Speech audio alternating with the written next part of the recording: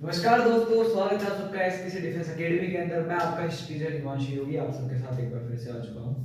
तो सबको पहले तो नए साल की बहुत बहुत शुभकामनाएं। Happy new year. आप सबको बढ़िया है, अच्छा कर रहे होंगे, सब अपने अपने घर के अंदर पढ़ाई कर रहे होंगे बहुत ही अच्छे से, जो भी अपना काम करते हैं वो कर रहे होंगे। और नया साल के साथ उम्मीद करता हूँ कि आप सबके जीवन में बहुत सारी खुशियाँ लेकर आए, बहुत सारी प्रगति लेके आए। तो चलिए शुरू करते हैं मिडाइवल हिस्ट्री ऑफ इंडिया। शुरू हम ऑलरेडी कर चुके हैं। आज हम पढ़ेंगे नया टॉपिक मिडाइवल हिस्ट्री के अंदर। तो अब तक की जैसा कि तुमने देखा कि मैंने तुम्हें पढ़ाया था, मैंने तुम्हें पढ़ाया था कि ना कैसे क्या क्या चीजें हुई, कैसे इस्लाम धर्म इंडिया के अंदर आया, मोहम्मद गोरी गजनवी वगैरह ये सब मैंने तुम्हें पढ़ाए थे, मोहम्मद बिन कासिम वगैरह। अब हम बात करते हैं कि दिल्ली सल्तनत, क्योंकि मोहम्मद गोरी बैटल ऑफ त्राइन के बाद में जब ये सारी चीजें हुई तो 1206 के अंदर जब उसकी मृत्यु हो जाती है, तो 1206 के बाद में भारत के अंदर किसका राज था, को किसने यहाँ पे अपना साम्राज्य बसाया, किसने क्या किया क्या नहीं किया, वो सारी चीजें हम यहाँ पे पढ़ने वाले हैं। तो सबसे पहले बात करूं दिल्ली सल्तनत। दिल्ली सल्तनत कोई उस टाइम पे है ना बनी नहीं थी पहले से। पहले उन्हें बनी बनाई ऐसी नहीं थी कि बहुत ही ज्यादा कोई बड़ी कैपिटल हो या फिर ऐसा कुछ नहीं है। दिल्ली सल्तनत को इम्पोर्टेंट बनाते हैं ये इस्लाम धर्म वाले आके। उससे पहले अलग अलग एरियाज होते थे, जैसे मगध था। मगध एक टाइम तक बहुत था वो, जैसे कि मगध था तो मगध एक अलग राजा चलाता था और वो उसी का साम्राज्य था और वो इम्पोर्टेंट हुआ करता था। इस साइड में देखें तो मेवाड़ हो गया, मेवाड़ इंपॉर्टेंट था। राजस्थान की साइड में मारवाड़, अलग अलग छोटे छोटे अलग अलग अपने अपने साम्राज्य सबने बना रखे थे। दिल्ली सल्तनत आने के बाद में एक सेंटर पॉइंट मिला सबको कि जो दिल्ली का वंश है वो पूरे हिंदुस्तान का वंश है, ऐसा माना जाता था। नॉर्थ के अंदर तो है ही है कि जिसने दिल्ली पर राज कर लिया वो है ना पूरे हिंदुस्तान में नॉर्थ के ऊपर तो राज करता ही करता है। और राजस्थान के अंदर उसके बाद में ये आगे कि जो अजमेर की गद्दी पर है, जिस वही किस पे है, पूरे राजस्थान पे है। तो ये सारी चीजें सेंट्रलाइज हुई थी एक पीरियड के बाद में, दिल्ली सल्तनत आने के बाद। तो सबसे पहले बात करते हैं दिल्ली सल्तनत के बारे में। दिल्ली सल्तनत बसाई किसने? दिल्ली सल्तनत, दिल्ली सल्तनत का पहला राजा कौन था? दिल्ली सल्तनत का पहला राजा था कुतुबुद्दीन ऐबक। कुतुबुद्दीन ऐबक। हाँ, तो कुतुबुद्दीन ऐबक का राज चलता है 1206 से लेकर 1210, क्योंकि 1210 के अंदर इसकी मृत्यु हो जाती है। ये गुलाम था, किसका गुलाम था? जिसने बैटल ऑफ तैरन के अंदर किसके साथ युद्ध किया था? पृथ्वीराज चौहान के साथ युद्ध किया था। उसका नाम क्या था? मोहम्मद गोरी। मोहम्मद गोरी का कौन था गुलाम? मोहम्मद गोरी का गुलाम था कुतुबुद्दीन ऐबक। कुतुबुद्दीन ऐबक का गुलाम किसका? मोहम्मद गोरी का। अब 1206 के अंदर जब ये राजा बना तो इसने बहुत सारे कार्य किए। राजा बना तो इसने अपनी खुद की एक डायनेसिटी बनाई, उसका नाम था स्लेव डायनेसिटी। इसका नाम ही पड़ गया था स्लेव डायनेसिटी या फिर गुलाम वंश, स्लेव डायनेस्टी। तो अगर हम पढ़े कि अभी अपन कौन सा साम्राज्य पढ़ रहे हैं या फिर कौन सा वंश पढ़ रहे हैं, तो कौन सा वंश पढ़ रहे हैं? गुलाम वंश, क्योंकि ये मोहम्मद गोरी का गुलाम था और बाद में ये राजा बन गया। फिर इसका जो आने वाला राजा था, सक्सेसर था, वो भी गुलाम बना, गुलाम था इसका। तो इस हिसाब से ये गुलाम वंश चलता गया। अब बात करें कुतुबुद्दीन ऐबक की 1206 के अंदर, 1206 के अंदर आने से पहले इसने क्या किया था? बहुत सारे इसने मतलब आया था ये गोरी के साथ, ये राज्य व्यवस्था यहाँ की देख चुका था। 1206 के अंदर ये थोड़ा अच्छा भी आदमी था, नहीं भी था, पता नहीं कह सकते हैं इसके बारे में, क्योंकि ये चैरिटी खूब करता था, जिसके कारण इसका नाम पड़ा था लाख बख्श। लाख बख्श, बख्श ये नाम क्यों पड़ा? ड्यू टू चैरिटी, है ना। और उसके बाद में कोई दूसरा नाम मिलता है पिलबख्श। पिलबख्श, पिलबख्श नाम क्यों मिला? क्योंकि ये हाथियों को दान ज्यादा करते थे। पिलबख्श क्या करते थे? पिलबख्श क्यों मिला? क्योंकि ये हाथियों का दान करते थे। Donation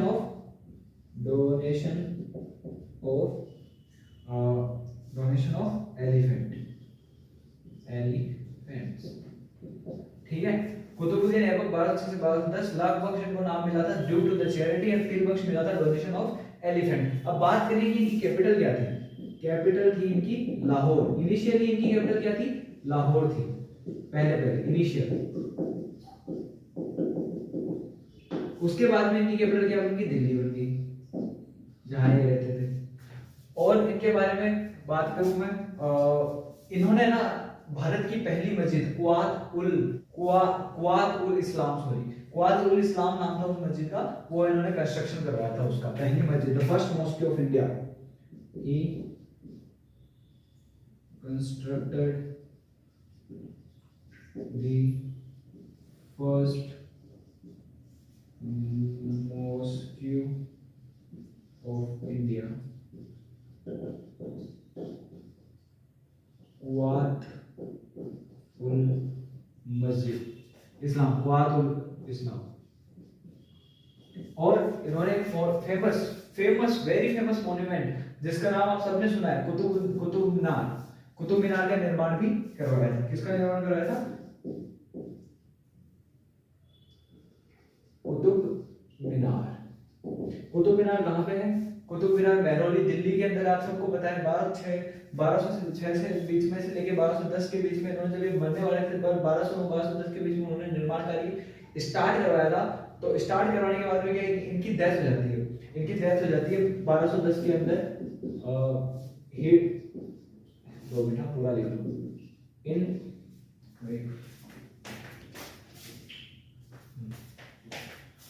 in 2010 he died while playing पोलो को चौगान नाम से भी जानते हैं ना, चौगान,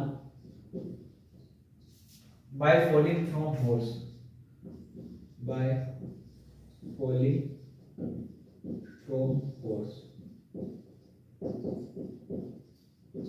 हाँ तो क्या हो गई 1210 के अंदर घोड़े से गिरकर मृत्यु हो गई। पोलो जो एक गेम है खेलते हुए, चौगान भी बोलते हैं उसको इनकी लैंग्वेज के अंदर, वो खेलते हुए इनकी डेथ हो जाती है। और इन्होंने कुतुब मीनार बनवाया था जिसका निर्माण इन्होंने आधा ही करवा पाए थे। इनका निर्माण पूरा किसने करवाया? आने वाले राजा इल्तुतमिश ने पूरा करवाया। 1210 के अंदर इनकी मृत्यु हो जाती है। उससे पहले इन्होंने एक और बनाया था, इन्होंने बनाया था 2.5 दिन का झोपड़ा, जो कि अजमेर के अंदर है। That was a very famous library. फिलहाल लाइब्रेरी या फिर उस टाइम पे लाइब्रेरी, उस टाइम पे भी लाइब्रेरी थी क्या? यहाँ पे लिख लो, he also built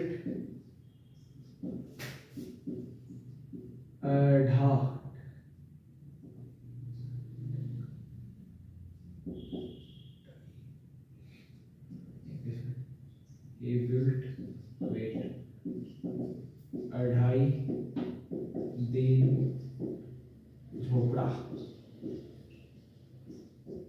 बड़ा वियर्ड लग रहा है इंग्लिश में लिखना। 2.5 दिन का झोपड़ा किसने बनाया था? अब पूरी बात सुन लो भाई, एक बार फिर से कुतुबुद्दीन ऐबक के बारे में मेरे साथ रिपीट करना। Qutbuddin was slave of Mohammad Wali, ये मोहम्मद वली का गुलाम था। कुतुबुद्दीन ऐबक मेड दिल्ली सल्तनत, कुतुबुद्दीन ऐबक मेड दिल्ली सल्तनत, उसने दिल्ली सल्तनत को बसाया था। उसके बाद में he was the first slave dynasty king, वो पहला गुलाम राजा था। 1206 के अंदर बना था। 1206 से लेकर उसका 1210 तक उसका राज चला था। और इसका जो आने वाला सक्सेसर था वो भी गुलाम ही बना। इसी वजह से इसकी जो डायनेस्टी थी उसका नाम ही गुलाम वंश पड़ गया। और एक दो उपाधियां मिली, एक तो लाख बख्श और एक पिल बख्श। पिल बख्श मिली due to the donation of the elephants and the Lakh Bakhsh मिली इनको क्यों? Due to the charity. उसके बाद में बात करें कि इनकी डेथ हो गई थी पोलो खेलते हुए, फॉलिंग फ्रॉम हॉर्स, हॉर्स से लेकर इनकी डेथ हो गई थी। उसके बाद में बात करेंगे कैपिटल, तो कैपिटल इन्होंने इनिशियली रखी थी लाहौर को, पर उसके बाद में कहां शिफ्ट हो गई थी? अपने आप दिल्ली। ही constructed the first mosque of India, पहली मॉस्क इंडिया की किसने बनवाई थी? कुतुबुद्दीन ऐबक ने बनवाई थी, जिसका नाम था कुतुब उल इस्लाम। उसके बाद में इन्होंने एक कुतुब मीनार बनवाया था महरौली दिल्ली के अंदर, जो कि काफी फेमस मॉन्यूमेंट है इंडिया का। उसके बाद में बात करें तो इन्होंने अजमेर के अंदर 2.5 दिन का झोपड़ा भी बनवाया था। ये सब बातें मिलती है इनके जीवन के बारे में। अब इसके आगे बढ़ते हैं और पढ़ते हैं अपन Iltutmish.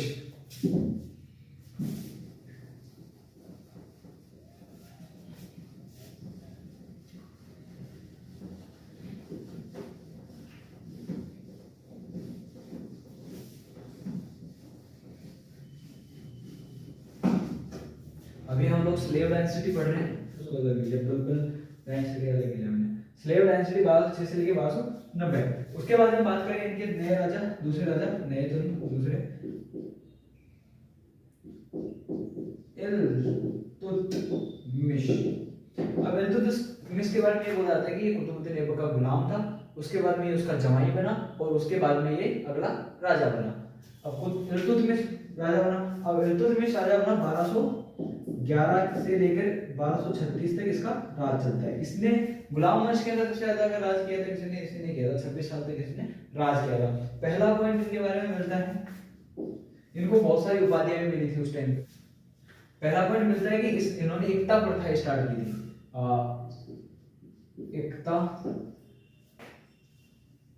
Foundation of Iqta, foundation of Iqta ruling.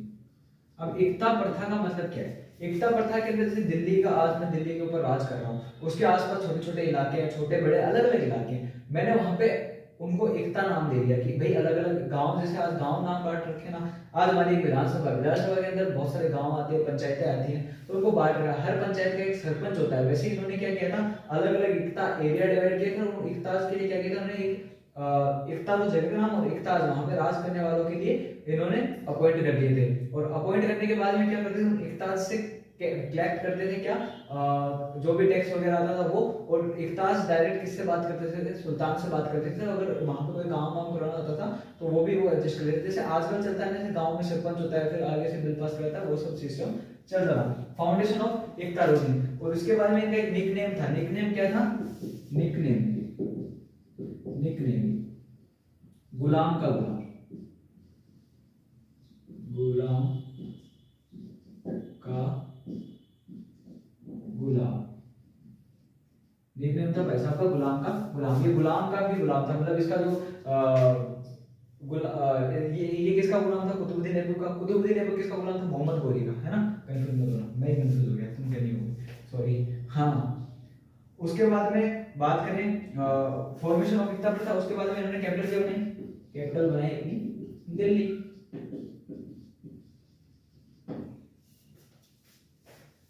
और इन्होंने क्या किया, इन्होंने he made construction finish of the Qutub Minar. इन्होंने कुतुब मीनार को पूरा उसका निर्माण किया था, पूर्ण निर्माण करवाया था कुतुब मीनार का। अब बात करें इनकी चालीसा प्रथा की, formation of Chalisa, formation of Chalisa. अब चालीसा से आप क्या समझते हो, चालीसा एक इन्होंने ग्रुप किया था जिसके अंदर 40 लोग होते थे, और वो 40 लोग क्या करते थे, साम्राज्य के अंदर ध्यान रखते थे, इनके कोर्ट के अंदर रहते थे। जो मेन 40 लोग हैं उनको अलग अलग जगह पे अपॉइंट किया जाता था, अलग अलग विभाग के लिए। तो उन्होंने क्या किया था, चालीसा करके ग्रुप बनाया था, एक या फिर ऐसे बनाई थी प्रथा जिसके अंदर 40 लोग होते थे कोर्ट के अंदर, और ये इसे बोलते हैं चालीसा। और उसके बाद में इनके बारे में जो चीज मिलती है, इन्होंने कंस्ट्रक्शंस करवाए थे। कंस्ट्रक्शंस किसके करवाए थे, कंस्ट्रक्शंस सबसे पहले तो ये मिलता है कि जो टॉम्ब है ना, टॉम्ब, जो टॉम्ब होती है उसका कंस्ट्रक्शन करवाने का श्रेय सबसे पहले किसको दिया जाता है, इन्हीं को दिया जाता है। और सबसे पहले टॉम्ब स्टाइल लाने का श्रेय भी किसको दिया जाता है, इल्तुतमिश को ही दिया जाता है। Origin of tomb style in India, first point. Second, he made tomb of Sultangarhi, गढ़ी जो भी है Sultangarhi.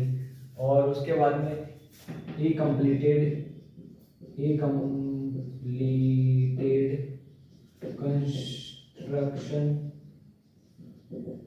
of Qutub Minar, Qutub Minar.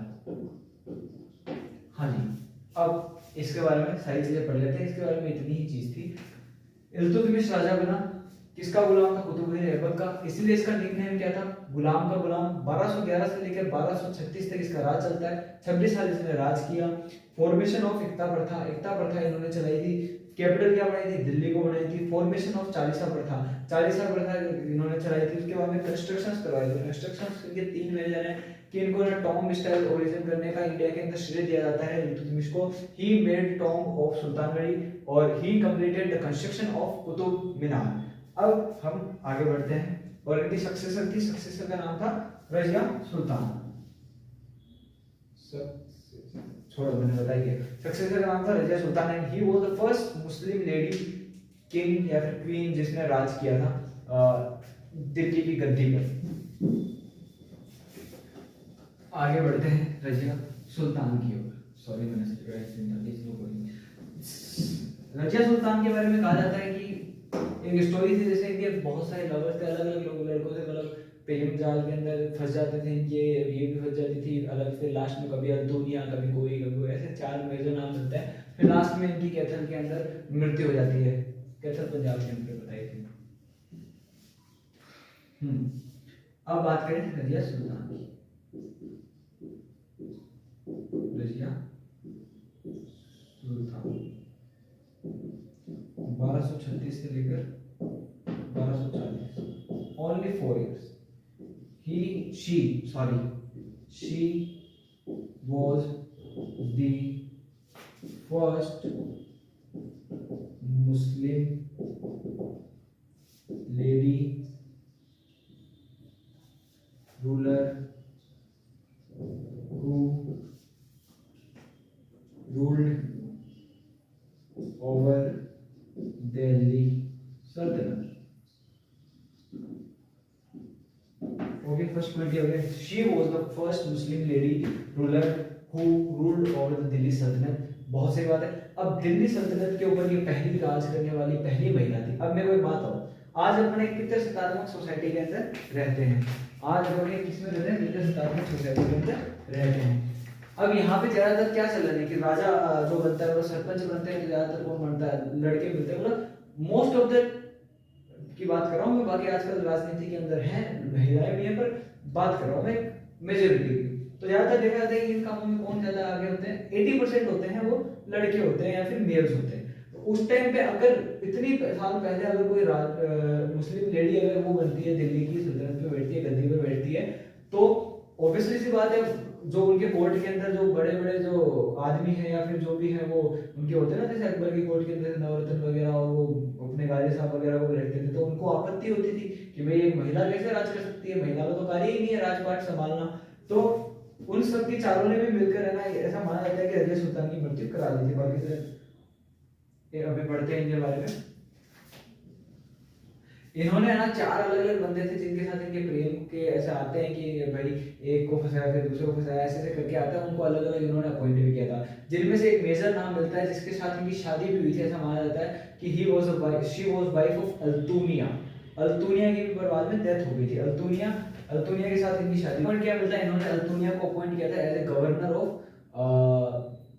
Bathinda. She appointed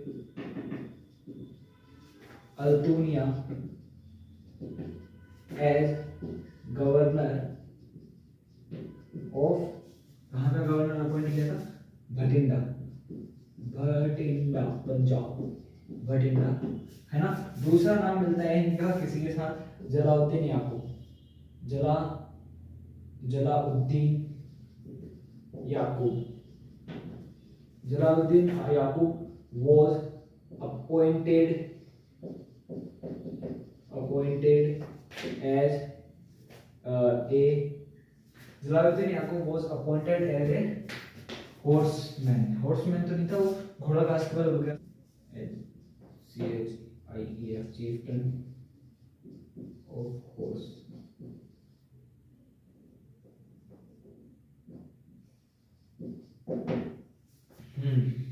Jalaluddin Yaqub was appointed as chieftain of horse, मतलब उसको अस्तबल घोड़ों का सरदार दिया गया था, घुड़सवारी सेना का तो। उसके बाद में बात करें हम, उसके बाद में एक और नाम मिलता है अतगीर। उसको अपॉइंट किया गया था। अतगीर was appointed as अमीर ए हजीब। अब आप सब सोचेंगे अमीर ए हजीब का मतलब क्या है। अमीर ए हजीब का मतलब होता है कि ना एक ऐसा व्यक्ति जो डायरेक्ट सुल्तान से कनेक्टेड है, और जो कोर्ट के अंदर जो भी और लोग होते हैं जिनकी बात आगे सुल्तान तक पहुंचानी होती है, वो आदमी को क्या बोला जाता है, अमीर ए हजीब। ये सबकी समस्याएं सुनता था, मंत्री मानते हैं, टाइप से मंत्री कह सकते हैं इसको। तो ये काम था अतगीर का। उसके बाद में 1240 के अंदर क्या हो जाती है, कैथल के अंदर डेथ हो जाती है। Razia died in 1240 AD near Kaithal.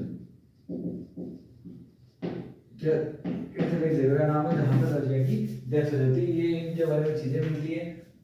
और माना जाता है कि रजिया थोड़ी सी घमंडी थी, तो वो ना लोगों की सुनती नहीं थी, सब अपने मन की करती थी, ऐसा माना जाता है। इसलिए 4 साल राज चला, उसके बाद में इनकी मृत्यु हो गई। मृत्यु ऐसा माना जाता है कि आपसी चाल की वजह से इनकी मृत्यु हुई थी, वैसे इनकी नेचुरल डेथ नहीं थी। She appointed Altuni as the governor of Bathinda. She appointed Jalaluddin Yakub as the chieftain of horses, and she appointed Atgir as the Amir Hazim.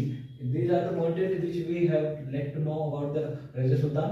और रजिया सुल्तान चलती कहाँ से कहाँ तक थी, 1236 से लेकर 1240 तक इनका रास्ता। उसके बाद में क्या होता है, इनके जो सक्सेसर वगैरह होते हैं वो थोड़े कम हो जाते हैं। उसके बाद में आते हैं 1266 के अंदर एक बलबन नाम के व्यक्ति।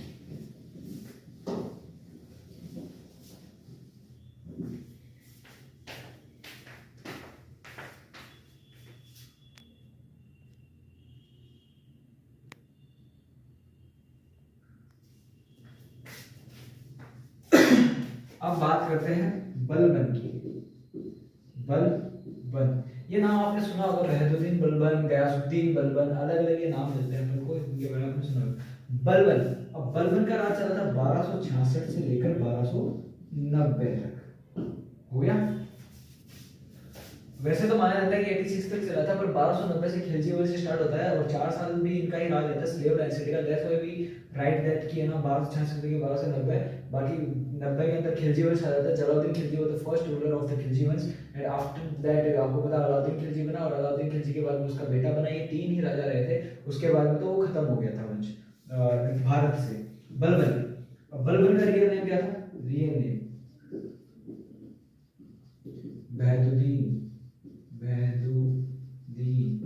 बहदुद्दीन है ना। और उसके बाद में इनकी बताऊं तो कैपिटल दिल्ली।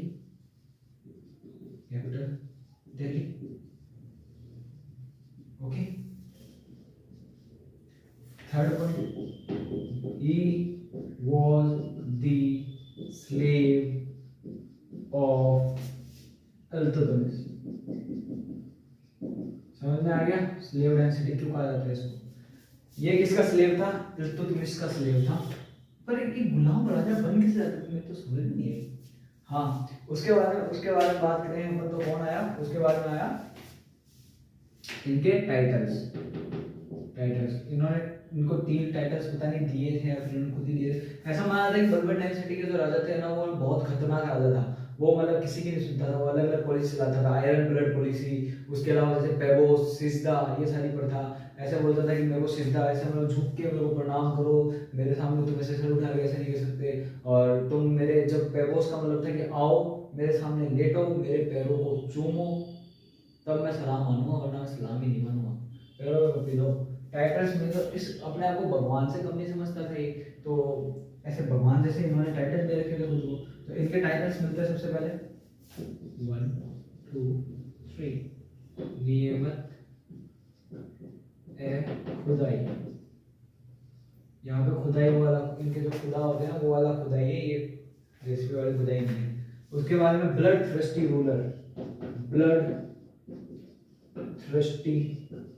रूलर के नाम से भी जाना जाता है। ऐसा माना जाता है कि ये खून का पैसा था। और उसके बाद में क्या है ये लिख देता हूँ, ही made policy of iron and blood. लोहा व खून, लोहा व रक्त नीति, जिसको लोहा व रक्त नीति के नाम से हम जानते हैं, वो किसने चलाई थी?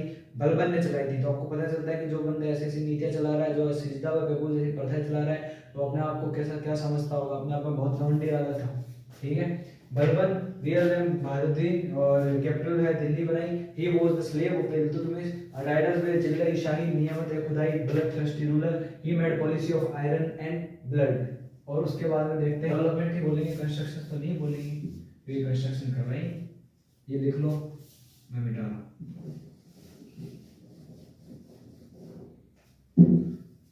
हाँ, सबसे पहले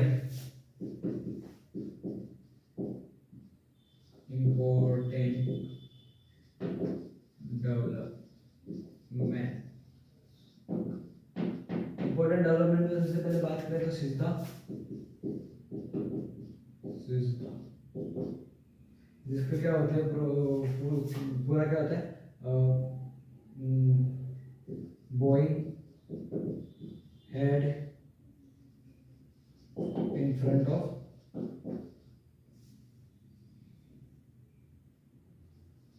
in front of king.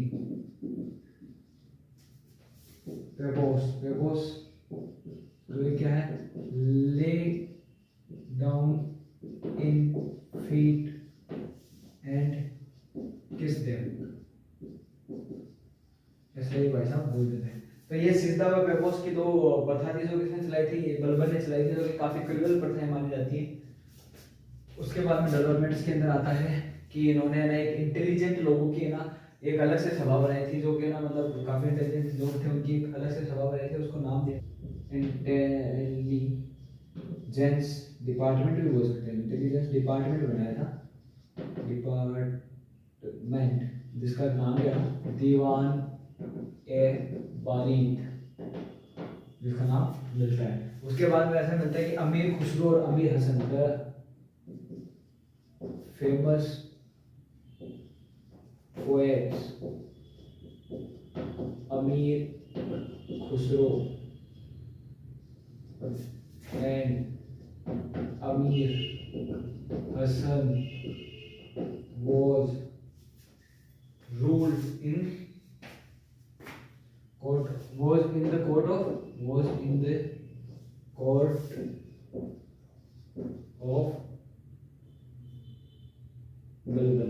Balban की कोर्ट के अंदर ही थे। किसने क्या किया था, यहाँ पर लिखता हूँ साइड में, सप्रेस चालीसा का जो ग्रुप था, सप्रेशन ऑफ चालीसा, और उसके बाद में क्या किया इसने, एंड इक्ता प्रथा को खत्म कर दिया, डेमोलाइज्ड इक्ता प्रथा। उसके बाद में इन्होंने ना, उसके बाद में क्या किया था, ही started divine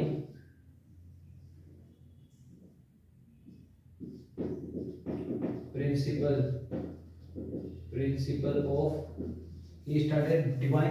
of revenue.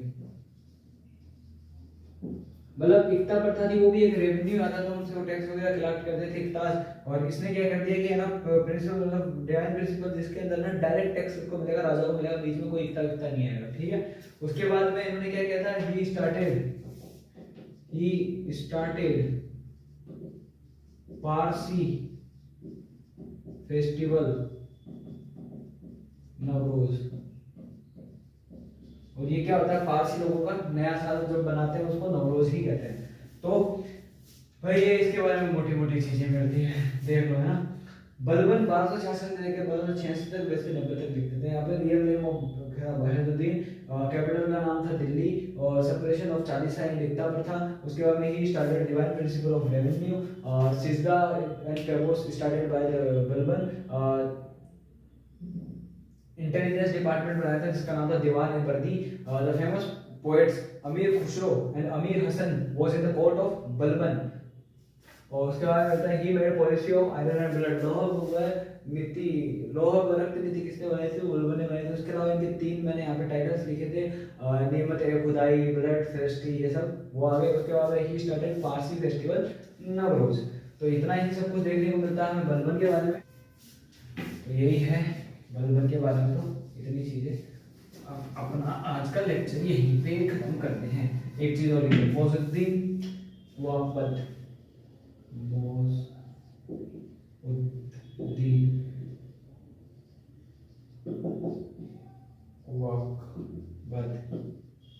was last ruler of slave dynasty, है ना। तो वो एक काम करना, बलबन तो 1266 से लेके 1286 तक ही लिखना, ठीक है।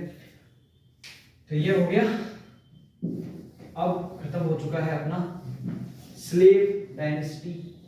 अब हम कल पढ़ेंगे खिलजी वंश, और तब तक के लिए जय हिंद, जय भारत।